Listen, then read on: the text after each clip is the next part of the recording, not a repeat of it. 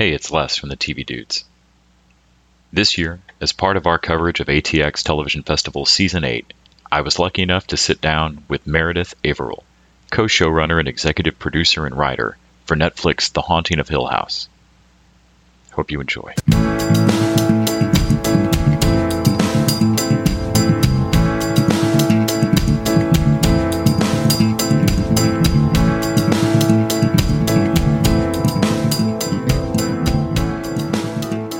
So I feel like most people probably know you for your work on Jane the Virgin or Good Wife or those of us that watch Star-Crossed. You also just recently got to do, I think, everybody's favorite Netflix scare from this past year, Haunting of Hill House. And you were the co-showrunner. Was that alongside Mike? Mike Flanagan, yeah. So Mike Flanagan created the show, and he's a filmmaker. He's been making movies for a long time, excellent movies. And then when he sold the show to Netflix after he wrote the pilot script, they wanted him, and he wanted someone to partner with that had done television before, because he had he had a Bible of the way that he had, certain tentpoles for the season. But, it's very, very different sitting down and writing a screenplay versus how to tell a story over 10 episodes. So he really wanted someone to come in and kind of help him with that and also run the writer's room. And so that is why I became part of the show. Something that really stuck out with me in Haunting of Hill House is that tight structure. It doles out the mystery so evenly and so beautifully, and then dovetails together so well. Going from that original Bible and the historical property that you're kind of picking up to do, were there any big surprises in breaking that, or moments in the writer's room where you went, aha, this is how we're going to break this across 10? Well, it was really helpful to have this framing device of every episode would be essentially in the perspective of one character. So knowing that up front was really helpful. So we knew that episodes 1 through 5 were each going to belong to a sibling. And we knew that episode 6 was going to be its own sort of special thing of these long oneers that Mike did. And then we knew it was all driving to getting them back to Hill House. So we had these great sort of tentpoles to guide us, and I am a really big fan of having a plan in the writer's room before you put pen to pad, especially for a show like this. It's just so important to not get in the weeds of suddenly breaking episode 7 and saying, oh, wait a minute, what have we done? And so because we had a very specific plan and we knew when we were going to drop certain things, it was very, very, very helpful. And so we never ran into that problem. I mean, episode 9 was probably one of the harder ones to break because it was all through Carla Gugino's character's perspective, and it was going back through multiple episodes and seeing things from a slightly different perspective. And that was sort of very difficult to kind of break. But because we had that plan at the top, it really, really helped us a lot. And Mike also really had a clear vision. And there were some things that sort of shifted. At the very beginning, Luke's character was supposed to die at the end in Hill House, that he wasn't. And as we started breaking it more and talking about his character and what made sense for the family, when we actually got into breaking the finale, we decided that we wanted him to live because we knew that Hugh, his father, was going to die, and we thought it would be such a bummer for them both. Let's give the family a sort of triumph that the whole season was leading up to them being able to save Luke. That was what it was all sort of for. And so this idea, it came to us in the room, which was if Luke and Hugh both die at the end, it's sort of all for naught a little bit. So that is an example of something that kind of came, that organically came out of breaking the episodes that wasn't there initially. I know a lot of ostensibly shows like Jane the Virgin and Good Wife and Hill House don't seem to have a real connecting theme. No. I have a very schizophrenic resume. But for you, in terms of what you like to write and the types of characters, and looking back on the projects that you've felt happiest on, what do you feel the themes that you like to touch on in your work are? I mean, I'm always drawn to character first. With The Good Wife, I don't love straight up procedurals.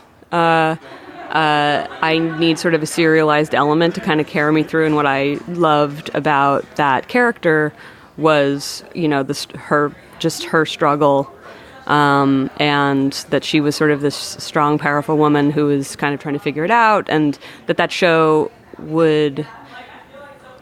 had sort of surprising ways of coming at their cases. It wasn't sort of your traditional kind of law show where the bad guy goes away at the end and you can kind of count on that.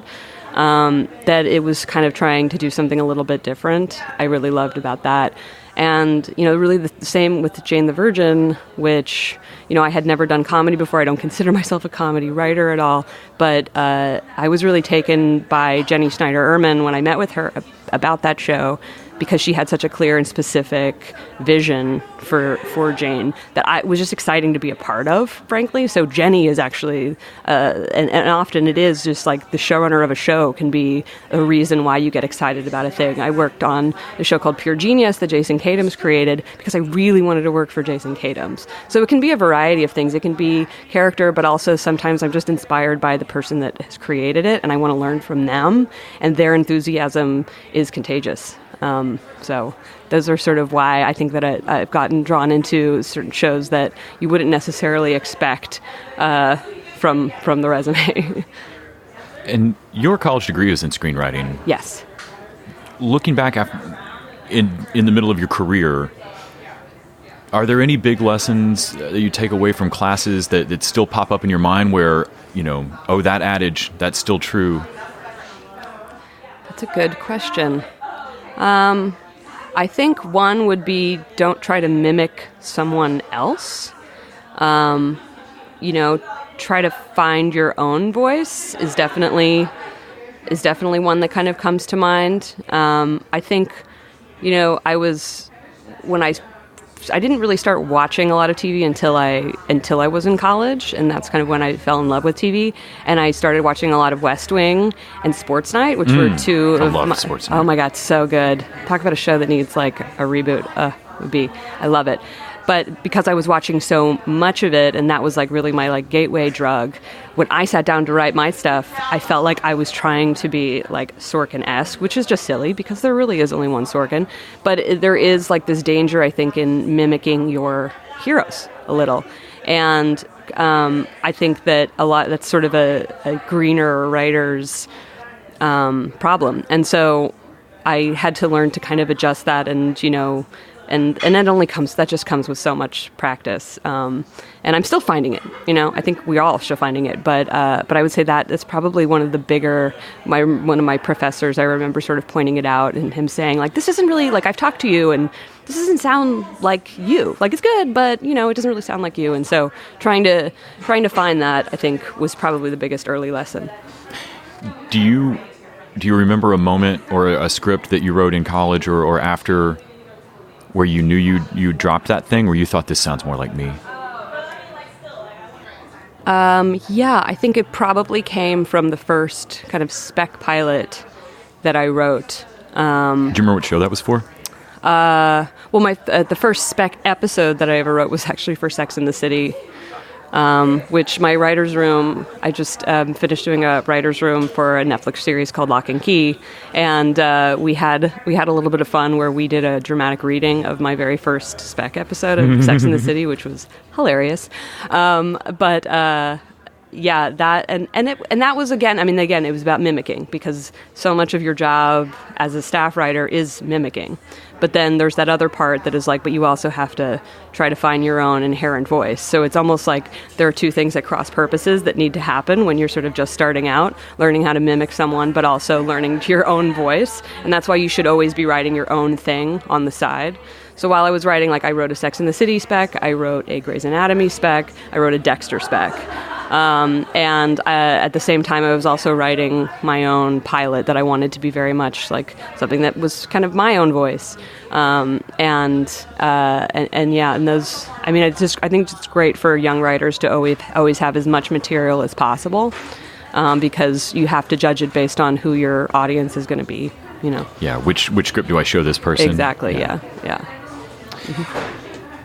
you started out your career interning for Andre Nimick and Yes. Josh Applebaum. I was their assistant.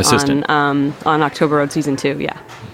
Did you find yourself picking up things from them that you later needed to drop? I mean, did you come away with a script that you had written where you went, "There's 5 song drops in that"? Did Josh do this?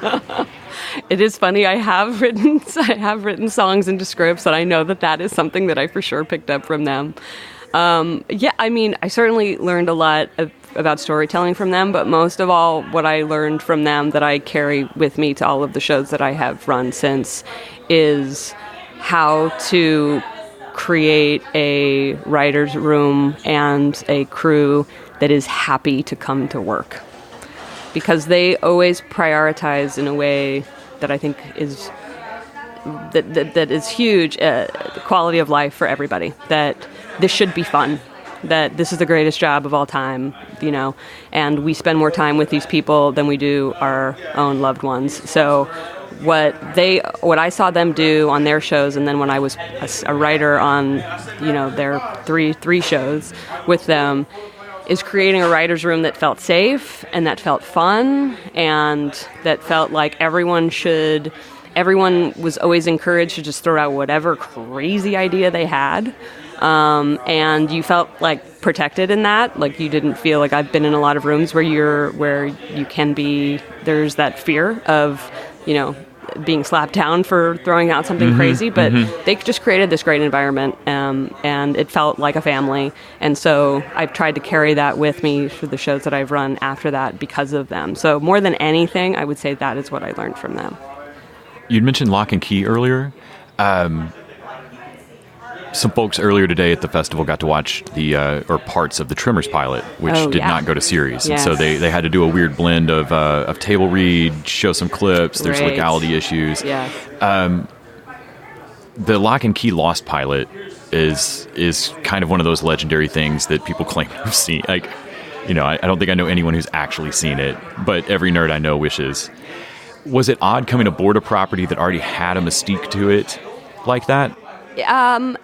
I don't know if odd is the right word. I mean, there are certain benefits to the fact that they've tried to do it twice before. So it was a pilot with Fox like 7 years ago that they shot, which I have seen.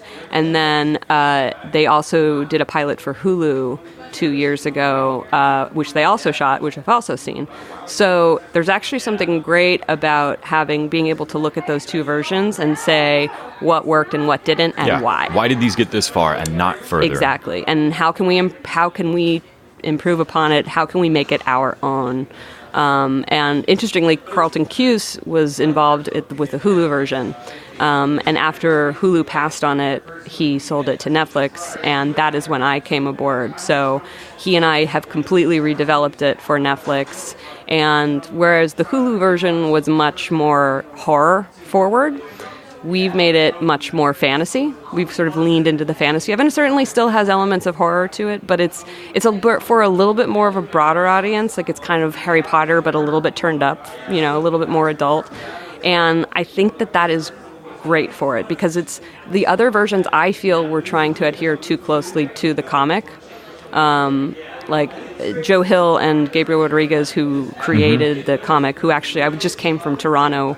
We're shooting, it's our last month of shooting on Locke and Key Season 1, and Joe and Gabriel were there, and they said something, they've really embraced it, and they're really, really happy with what we've done. And Joe said something really interesting, which is like, it's not a translation, it needs to be an adaptation.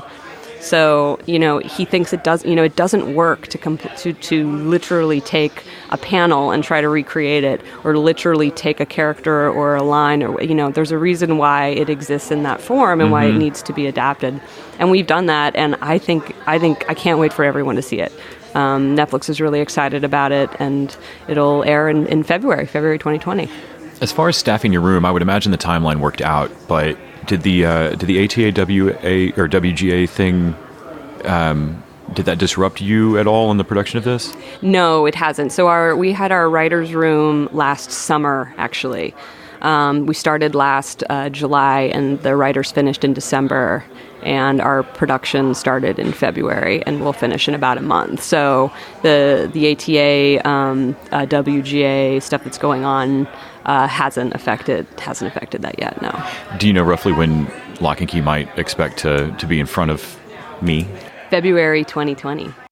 Yes, I can't wait. I'm very excited. I can't wait. Yeah, we keep joking that, and I really feel like someday there needs to be a college course where they take all 3 versions and break them down, because they are, I mean, the Hulu and the Fox one are so, I mean, they're great, but they're so different from each other. And that's a truly rare opportunity. Oh, yeah, completely. And it was so great for us in the writer's room. You know, the first week we sat there and just said, okay, what did we like about these 2 versions? What did we not like? Like, what can we add? What can be better? It's pretty amazing to be able to have that, to be able to look at and hopefully improve upon, or just alter to make it our own. So it's been an amazing experience. Thank you so much for taking out time today to talk to me about it. And really, really enjoyed our chat. Yeah, me too. Great talking to you.